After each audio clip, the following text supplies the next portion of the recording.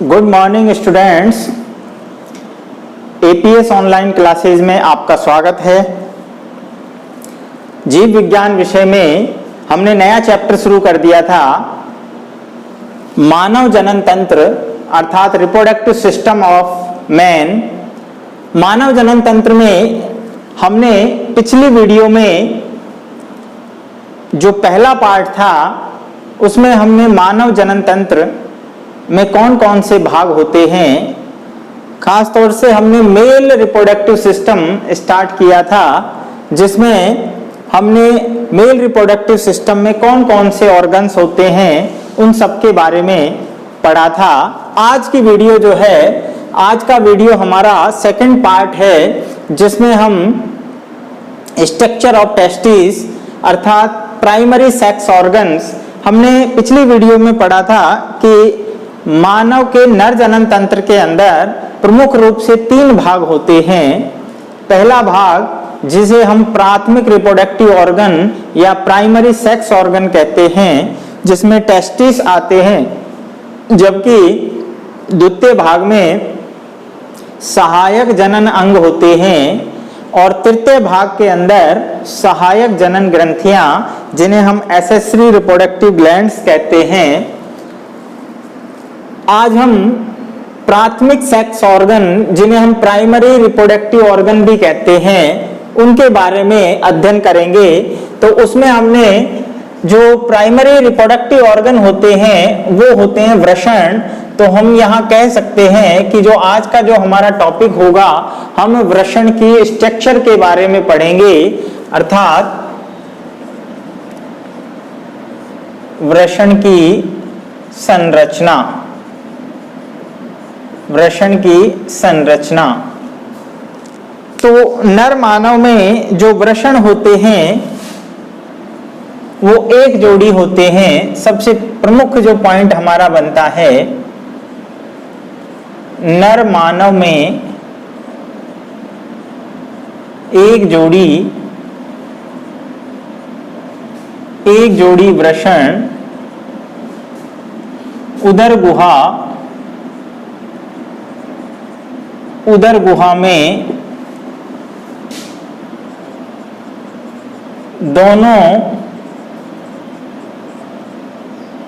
दोनों टांगों के मध्य वृषण कोश में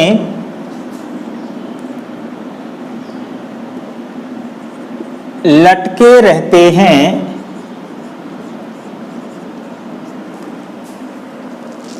प्रत्येक स्तनी प्राणी की अगर हम बात करें, सभी स्तनधारी प्राणियों के अंदर जो वृषण होते हैं वो वृषण कोश के अंदर उदर गुहा के मध्य में दोनों टांगों के मध्य लटके रहते हैं। यहाँ हम मानव की बात करें तो मानव के अंदर चूंकि एक जोड़ी वृषण होते हैं और ये गुलाबी रंग के अगर हम साइज की बात करें तो लगभग 4 सेंटीमीटर मोटे, लगभग 2.5 से 3 सेंटीमीटर चौड़े व लगभग 10 ग्राम वेट वाले वृषण उपस्थित मानव में गुलाबी रंग के 4 सेंटीमीटर मोटे, लगभग 2.5 से 3 सेंटीमीटर चौड़े, और अगर वेट की बात करें तो लगभग 10 ग्राम जो है वजन होता है टेस्टिस का। मानव में टेस्टिस का परिवर्धन की यदि बात करें, परिवर्धन या उद्भव जो है वो मीजोडर्म से होता है। मीजोडर्म अर्थात मीजोडर्मल उद्भव होता है। बात करें तो वृषण कोश में, हमने कहा वृषण कोश में लटके रहते हैं। इसका भी एक कारण है, यहाँ क्वेश्चन बनता है, बहुत बार क्वेश्चन पूछा गया है कि मानव में वृषण देह गुहा से बाहर क्यों लटके रहते हैं। उसका कारण है बेटा कि जो टेस्टिस होते हैं उनके अंदर हमने पढ़ा था शुक्र जनन की क्रिया होती है, राइट। शुक्र जनन की जो क्रिया है वो एक निश्चित ताप पर होती है, और जो देह गुहा का ताप है, देह गुहा का ताप जो वृषण कोश का ताप होता है उससे ज्यादा होता है, लगभग 2 से 3 डिग्री सेंटीग्रेड ज्यादा होता है।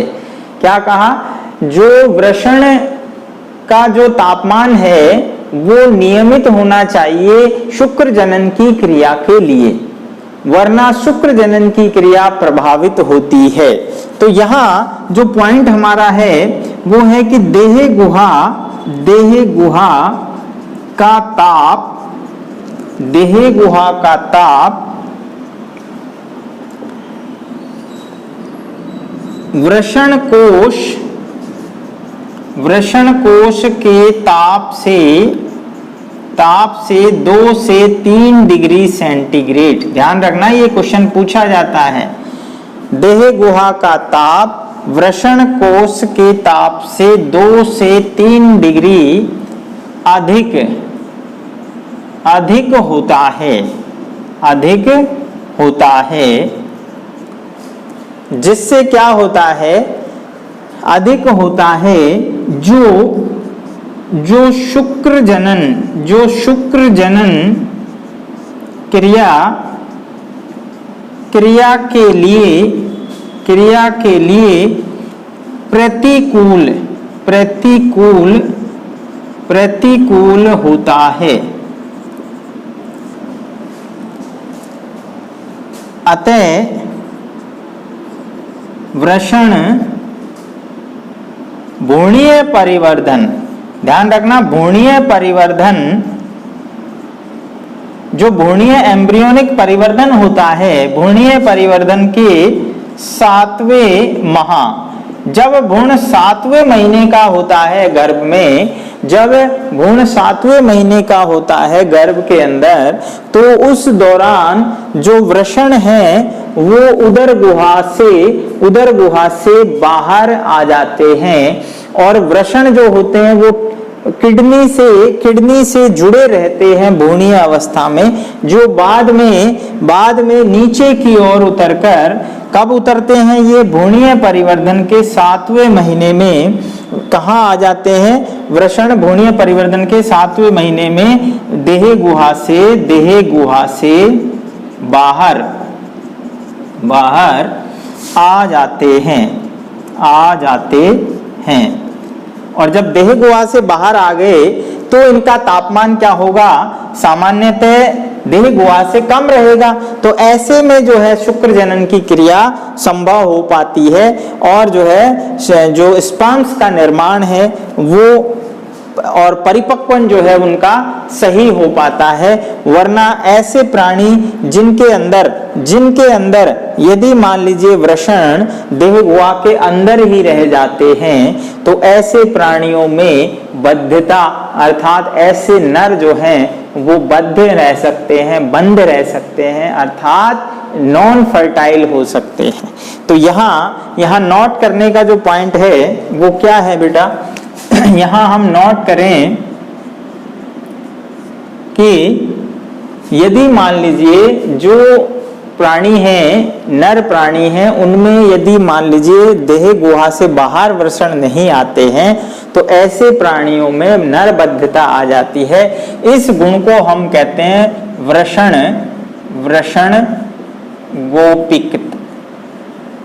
वृषण गोपिकता। तो ये आपको ध्यान रखना है, ये वेरी इंपॉर्टेंट टर्म्स है हमारे एग्जाम की दृष्टि से। इसका मतलब क्या हुआ, इसका मतलब ये हुआ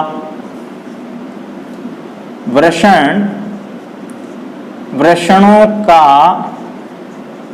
देह गुहा में नहीं उतरना। तो संक्षिप्त में हम इसको इतना समझ सकते हैं कि वृषण जो है वो देह गुहा में ही रह जाते हैं, अर्थात वृषण कोश से बाहर, वृषण कोशों में नहीं है। जैसा कि हमने कहा कि वृषण कोश में जो है ये बाहर नीचे की ओर आ जाते हैं, तो ये वृषणों का देह गुहा में नहीं उतरना, देह गुहा से नहीं उतरना, देह गुहा से नहीं उतरना। ठीक है, किसमें नहीं उतरना? वृषण कोशों में, वृषण कोशों में। तो बात समझ में आ गई होगी। ये देह गुहा के अंदर रहते हैं और बाद में ये नीचे की ओर उतर आते हैं। किसमें उतर आते हैं? वृषण कोशों में। और ये वृषण कोश जो है देह गुहा से बाहर होते हैं। राइट। अब कुछ ऐसे प्राणी हैं, तो इसको हम कहते हैं वृषण गोपिकता। तो ऐसे जो नर हैं, ऐसे जो नर प्राणी हैं वो बद्ध होते हैं। कैसे होते हैं? बंधे होते हैं, बंधे नर होते हैं। यानी उनके अंदर स्पर्म्स बन गए, लेकिन स्पर्म्स बनने के बाद भी वो परिपक्व नहीं होंगे और वो फर्टिलाइजेशन के अनुकूल नहीं होंगे। ध्यान रखना। तो यहाँ जो है हमने बात देखी कि वृषण जो है, वृषण देह गुहा के बाहर उतर आते हैं। ये जनरली सभी प्राणियों में होता है, कुछ को छोड़कर। अब यहाँ पर कौन कौन से ऐसे प्राणी हैं जिनके अंदर अपवाद की अगर हम बात करें, अपवाद, तो अपवाद में देखिए जैसे वेल है, वेल, हाथी है, सील है जो समुद्र के अंदर पाई जाती है। इसके अलावा प्लेटिपस है, प्लेटिपस, एकिडना, ये सभी प्राणी ऐसे हैं जिनके अंदर, जो कि स्तनधारी प्राणी होने के बावजूद इनमें वेल, हाथी, सील, प्लेटिपस और एकिडना, इनमें वृषण जो है वो देह गुहा के अंदर ही रहते हैं, देह गुहा के अंदर ही रहते हैं। ये अपवाद है। ठीक है। वरना सभी जो नर स्तनधारी प्राणी हैं उनमें वृषण देह गुहा से बाहर उतर आते हैं। अगर ऐसा नहीं होता है तो उसे हम वृषण गोपिकता कहते हैं, वृषण गोपिकता कहते हैं। और अगर वृषण गोपिकता हो जाती है तो ऐसे नर जो है वो बद्ध रहते हैं, क्योंकि उनमें स्पर्म्स का निर्माण, परिपक्वन ठीक प्रकार से नहीं होगा। तो यहाँ तक जो हमारा टॉपिक है उसमें हमने देखा कि मानव में एक जोड़ी वृषण होते हैं, देह गुहा में दोनों टांगों के मध्य जो है वृषण कोश में लटके रहते हैं, जैसे आप यहाँ देख रहे हैं। इसके अलावा ये गुलाबी रंग के होते हैं, 4 सेंटीमीटर मोटे, लगभग 2.5 से 3 सेंटीमीटर जो है चौड़े होते हैं। और वजन की बात करें तो लगभग 10 ग्राम वेट होता है। और परिवर्धन जो है मेसोडर्म से होता है। देह गुहा का तापमान चूंकि जो है ज्यादा होता है, जैसे हमारे शरीर का तापमान हम जानते हैं 37 डिग्री टेम्परेचर लगभग होता है, डिग्री सेंटीग्रेड। और इस तापमान पर शुक्राणु जनन की क्रिया के लिए ये प्रतिकूल होता है। तो कम करने के लिए ही ये परिवर्धन में, यानी प्राकृतिक रूप से इस प्रकार से घूर्णीय परिवर्धन के समय ही क्या होता है, लगभग 7वें महीने, कौन से महीने में? 7वें महीने में ये देह गुहा से बाहर आ जाते हैं। ठीक है। वृषण कोश में नीचे उतर आते हैं। और जब वृषण कोश में उतर आते हैं तो इनमें टेम्परेचर जो है इसका कितना हो जाएगा? कम हो जाएगा, 2 से 3 डिग्री सेंटीग्रेड कम हो जाता है। और इसीलिए जो है यहाँ पर जो है आसानी से परिपक्वन हो जाता है, स्पर्म्स का निर्माण होता है। इसके अलावा जब हम बात करें, कुछ प्राणी ऐसे होते हैं यदि ऐसा नहीं हो तो क्या होगा? वृषण गोपिकता हो जाएगी। इस गुण को क्या कहेंगे? वृषण गोपिकता, अर्थात वृषणों का देह गुहा से नहीं उतरना। ठीक है। किसमें? वृषण कोशों में नहीं उतरना। लेकिन अपवाद स्वरूप हम बात करें तो वेल, सील, एकिडना, प्लेटिपस, सील, इनके अंदर, सभी के अंदर वृषण देह गुहा के अंदर ही रहते हैं।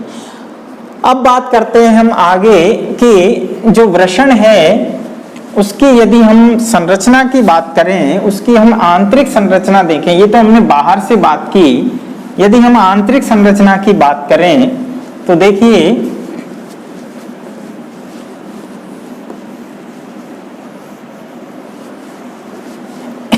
यदि हम आंतरिक संरचना की बात करें तो हमने कहा ये जैसे वृषण है और वृषण में दो बाहर का जो है आवरण होता है और एक आंतरिक आवरण होता है, दो आवरण होते हैं। बाह्य आवरण जो होता है वो योनिक कंचुक का बना होता है, जबकि आंतरिक जो आवरण होता है वो अंदर की ओर इस प्रकार धसा रहता है। ठीक है, अंदर की ओर इस प्रकार धसकर पट बनाता है, पट बना लेता है। ये देखिए इस प्रकार। तो इस डायग्राम को आप बनाएंगे और यहाँ प्रत्येक पट के अंदर यहाँ जो है शुक्र जनन नलिकाएं होती हैं। क्या होती हैं? शुक्र जनन नलिकाएं। 1 से 2, 2 से 3 तक शुक्र जनन नलिकाएं इसमें होती हैं और ये सभी शुक्र जनक नलिकाएं यहाँ आकर एक जाल बनाती है जिसे हम शुक्र वृषण जालक कहते हैं। और ये वृषण जालक आगे अधिवृषण में यहाँ आप देख रहे हैं, ये अधिवृषण में जो कि कौमे के समान संरचना होती है, ये कौमे के समान संरचना, ये अधिवृषण, और ये आगे शुक्र वाहिनी का निर्माण कर देता है। तो यहाँ आप देख रहे हैं कि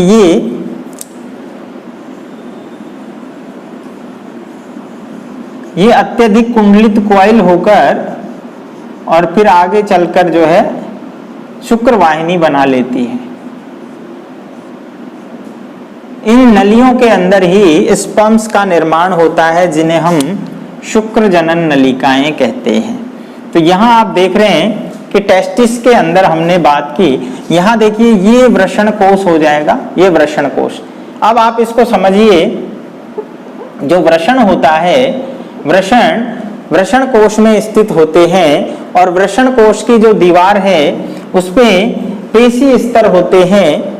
आप देख रहे हैं यहाँ पर बाहर जो पेशी का स्तर होता है ये डॉटस पेशी कहलाती है। डॉटस पेशी। और ये जो पेशी है ये देह गुहा की एक स्तंभाकार पेशी होती है, उससे जुड़ जाती है, जिसे हम कहते हैं वृषणोत्कर्ष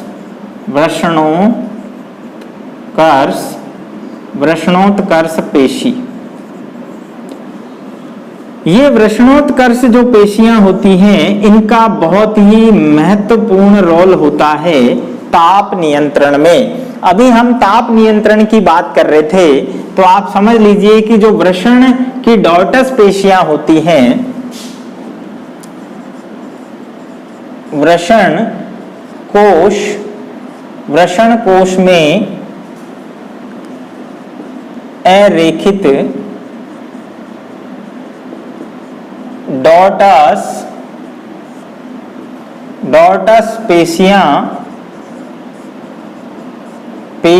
होती हैं। डॉटस पेशियां होती हैं जो देह गुहा, जो उदर होता है, उदर की ये कौन सी पेशियां होती हैं? ये एक प्रकार से रेखित पेशियां होती हैं। इनसे मिलकर जो उदर की स्तंभ, एक प्रकार से ये दंड के समान होती है। उदर की दंड समान, ध्यान रखना, दंड समान पेशी से मिलकर वृषणोत्कर्ष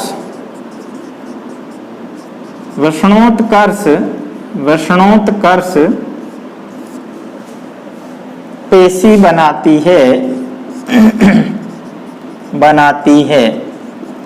अब यहां पर ध्यान रखना है, हमने कहा डॉटस पेशी कहाँ? ये डॉटस पेशी होती है। ये वृषण कोश है, वृषण कोश समझ लीजिए बेटा, डायग्राम बहुत जरूरी है समझना। ये वृषण कोश है, यहाँ आप देख रहे हैं ये भी वृषण कोश है, ये वृषण है, टेस्टिस, ठीक है। टेस्टिस के अंदर हम देख रहे हैं बाहर की तरफ जो खोल है वृषण कोश, उसके अंदर की तरफ कौन सी पेशी है? डॉटस पेशी है, डॉटस पेशी। और इस ये डॉर्टस पेशी ऊपर जो है, ये जो है उदर की पेशी है, उदर पेशी। और ये उदर पेशी जो होती है ये कैसी है, ये दंड के समान है। दंड मतलब ये एक प्रकार से रॉड की तरह जो है होती है। तो यहाँ इससे मिलकर ये यहाँ से जुड़ जाती है, तो ये कहलाती है वृषणोत्कर्ष पेशी। कौन सी पेशी? वृषणोत्कर्ष पेशी। अब इसका महत्व क्या है? इसका महत्व क्या है कि ये दोनों मिलकर वृषणोत्कर्ष पेशी और डॉर्टस पेशी मिलकर वृषण का ताप नियमन करती हैं। ताप नियमन करती हैं। ताप का नियमन करती है। कैसे करेंगी? अब देखिए, यदि मान लो शीत ऋतु है, ध्यान रखना, शीत ऋतु जब मौसम ठंडा होता है, तो जब ठंडा मौसम होता है तो ये पेशियां जो है ये सिकुड़ जाती हैं। वृषणोत्कर्ष पेशी जो है सिकुड़ जाती है, डॉर्टस पेशी भी दोनों मिलकर सिकुड़ जाती है। तो टेस्टिस जो हैं वो वृषण यानी देह गुहा के पास आ जाते हैं। कैसे आ जाते हैं? देह गुहा के पास, क्योंकि ये इसमें खिंचाव होता है।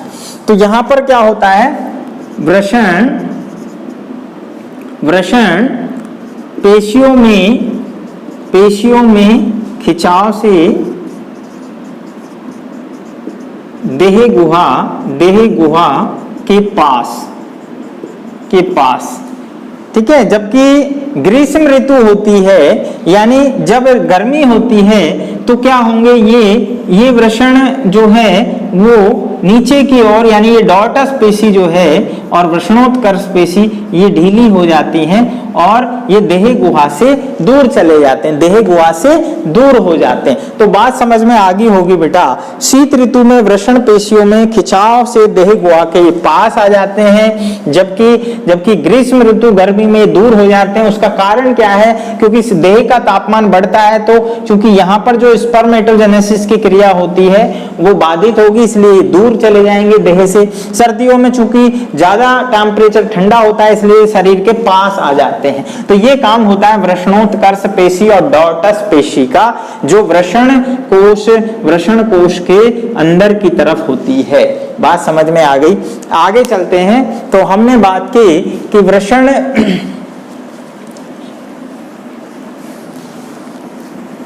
टेस्टिस की जब हम काट देखते हैं तो यहां हम देख रहे हैं ये क्या है। इस डायग्राम की हम बात करें, ये डायग्राम तो आपको बनाने नहीं है बेटा, ये तो समझने के लिए बताया है। ये वाला डायग्राम आपको बनाना है। तो यहां ये वृषण की क्या है? वृषण की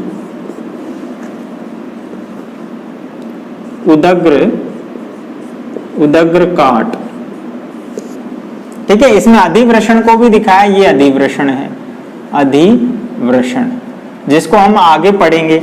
ये शुक्रजनक नलिका है, ये शुक्रवाहिनी है, शुक्रवाहिनी, वासा डिफरेंस, राइट। इसके अलावा आप देख रहे हैं कि ये जो बाह्य खोल है ये तो वृषण कोश है, तो इसको तो हम यहाँ दिखाने की जरूरत नहीं है। यहाँ हम देख रहे हैं बाह्य जो आवरण है, ये बाह्य आवरण है। बाह्य आवरण जो होता है वो किसका बना है? वो बना है यौनिक कंचुक, यौनिक कंचुक, जिसको हम कहते हैं ट्यूनिका वैजाइनेलिस, ट्यूनिका वैजाइनेलिस।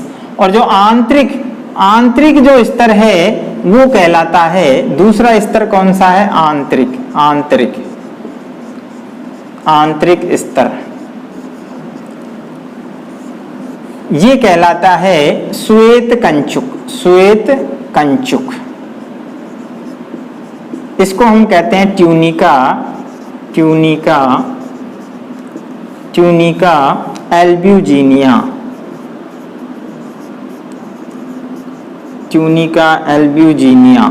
तो यहाँ पर दो स्तर हैं, बाह्य स्तर और आंतरिक स्तर। बाह्य स्तर जो होता है ये यहाँ पर आपको दिख रहा है सीधा पेशियों से बना है, जबकि आंतरिक स्तर जो श्वेत कंचुक होता है वो अंदर की तरफ फोल्ड होता है। और यहाँ प्रत्येक इसके अंदर ये जो पट्ट बन गए हैं ये कहलाते हैं वृषण पट्ट। इनको हम कहते हैं वृषण पट्ट, वृषण पट्ट। और ये वृषण पट्ट जो होते हैं लगभग 250 से 300 होते हैं, 250 से 300, राइट। और प्रत्येक वृषण पट्ट से ये क्या बन गया है, ये एक शंकुनुमा वृषण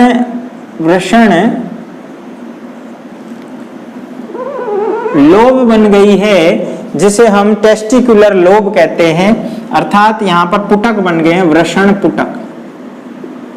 ठीक है, इस तरह से ये पुटक बन गए हैं, वृषण पुटक। और प्रत्येक वृषण पुटक के अंदर यहाँ पर आपको ये शुक्रजनक नलिकाएं होती हैं। कौन सी नलिकाएं हैं ये? शुक्रजनक नलिकाएं।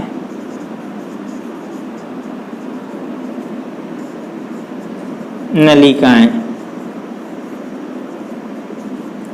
जिन्हें हम सेमिनिफेरस ट्यूब्यूल, सेमिनिफेरस ट्यूब्यूल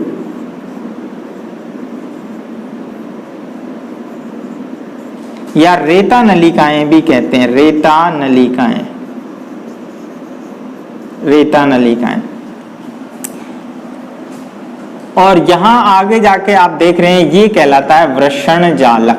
इसे हम कहते हैं वृषण जालक, वृषण जालक।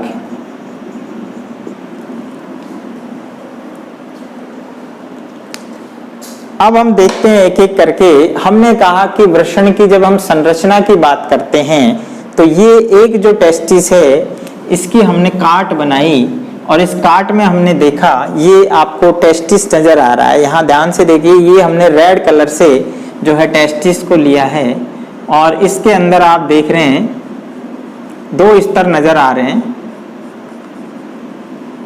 बाहर का जो स्तर है वो सपाट है, बाहर का स्तर जो है वो सपाट है, और वो जो है वो कहलाता है यौनिक कंचुक। दो स्तर हैं, दो स्तर हैं, दो स्तर।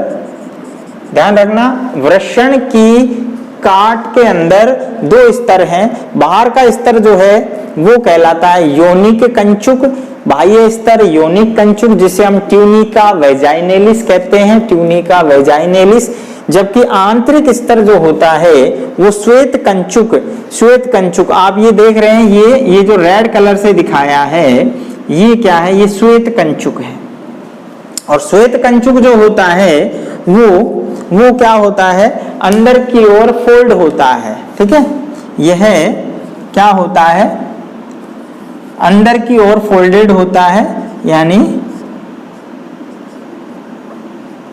वलन, जिसे अपन कहते हैं हिंदी में वलन, वलन युक्त, वलन युक्त होता है। देखिए ये अंदर की तरफ फोल्ड हो गए। और ऐसे पूरे टेस्टिस के अंदर, ऐसे पूरे टेस्टिस के अंदर लगभग कितने जो है 200 से 250 यानी 250 से 300, 250 से 300 वृषण पट्ट बन जाते हैं। अब ये देखिए, ये अंदर की तरफ जो ट्यूनिका एल्ब्यूजिनिया स्तर है, जिसे हम आंतरिक स्तर कह रहे हैं, वो अंदर की ओर फोल्ड हो जाता है, और इससे क्या बनते हैं? वृषण पट्ट बनते हैं, जिन्हें हम टेस्टिस सेप्टा कहते हैं। और ये टेस्टिस सेप्टा की संख्या 200 से 250। जब ये टेस्टिस सेप्टा बनेंगे तो अंदर की ओर जो है लोब बन जाएंगी। भाई टेस्टिस के अंदर लोब भी तो बनेंगी। ये देखिए आप, लोब जो है ये लोब बन जाएंगी। तो ये एक बन गया लोब, ये एक प्रकार से शंकुनुमा, ये क्या बन गए? ये पिंडक बन गए, राइट? पिंड बन गए हैं यहाँ पर। और प्रत्येक पिंड के अंदर क्या है भाई? प्रत्येक पिंड के अंदर क्या है? ये छोटी छोटी नलिकाएं हैं। ये नलिकाएं अत्यधिक कुंडलित नलिकाएं हैं। क्या है? अत्यधिक कुंडलित नलिकाएं। तो ये कुंडलित नलिकाएं जो हैं इनको हम कह रहे हैं शुक्रजनक नलिकाएं। क्या कह रहे हैं? शुक्रजनक नलिकाएं। इनकी जो संख्या है प्रत्येक पुटक में, प्रत्येक वृषण पुटक में, प्रत्येक वृषण पुटक में 2 से 3 रेता नलिकाएं उपस्थित। कितनी नलिकाएं हैं? 2 से 3। 2 से 3 यहां आप देख रहे हैं, जैसे हमने दिखाया है 2 नलिका दिखा दी, ठीक है। कहीं पर जो है 3 नलिकाएं होंगी और ये अत्यधिक कुंडलित है, ठीक है, हाईली कोआइलेट, कुंडलित। आप देख रहे हैं ये बिल्कुल कुंडलित नलिकाएं हैं। और ये जो नलिकाएं होती हैं, ध्यान रखना, ये जो नलिकाएं हैं ये वृषण की संरचनात्मक और क्रियात्मक इकाई होती हैं। ध्यान रखना, वृषण की संरचनात्मक एवं क्रियात्मक इकाई कौन है? संरचनात्मक और क्रियात्मक इकाई, दैट इज रेता नलिका या सेमिनिफेरस ट्यूब्यूल या शुक्रजनक नलिकाएं। इनका काम क्या है? इनका काम क्या होता है? शुक्र जनन क्रिया द्वारा शुक्राणु निर्माण।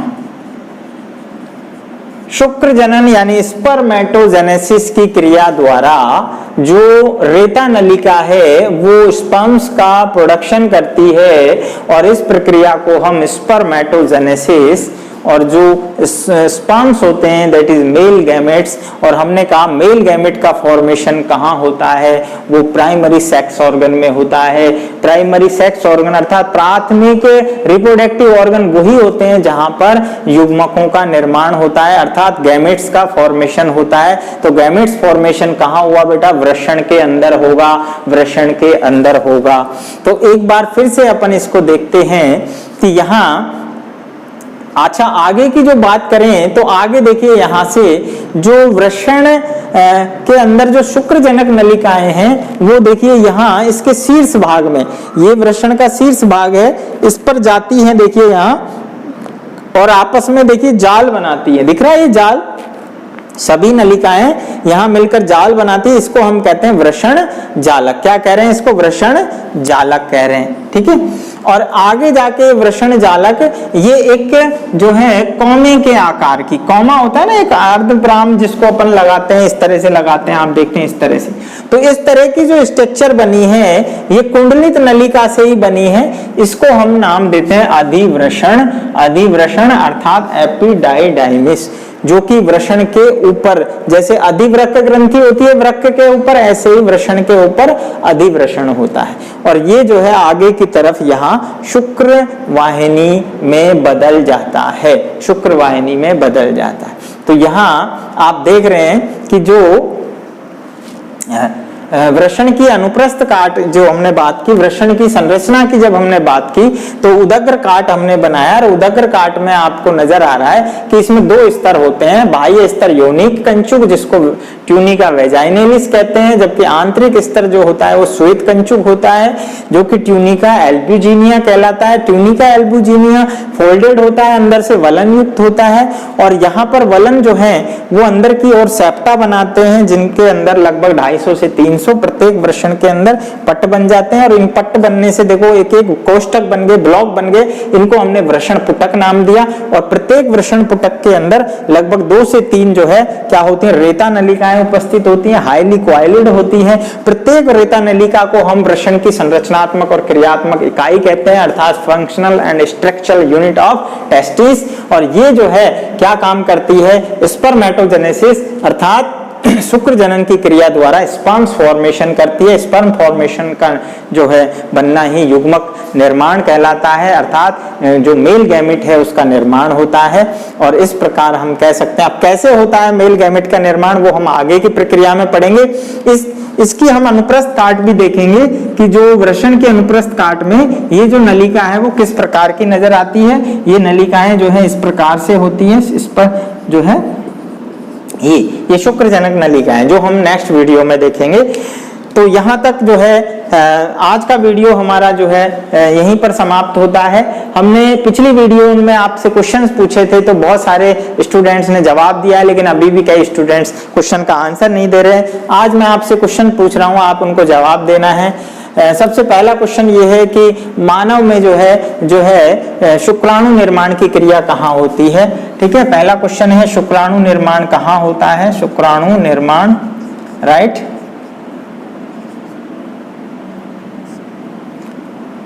शुक्राणु निर्माण कहाँ होता है। दूसरा जो क्वेश्चन है वो है कि जो वृषण गोपिकता किसे कहते हैं, राइट, वृषण गोपिकता किसे कहते हैं, और कौन से प्राणी हैं जिनके अंदर वृषण जो है देह गुहा के अंदर रहते हैं। कौन से ऐसे प्राणी हैं जिनमें वृषण देह गुहा के अंदर रहते हैं। तो आप सभी जो है कमेंट में आंसर देंगे, ताकि हमें ये पूरा कंफर्म होगा कि आप पूरी वीडियो को लगातार देख रहे हैं। तो मिलते हैं नेक्स्ट वीडियो में, तब तक के लिए धन्यवाद।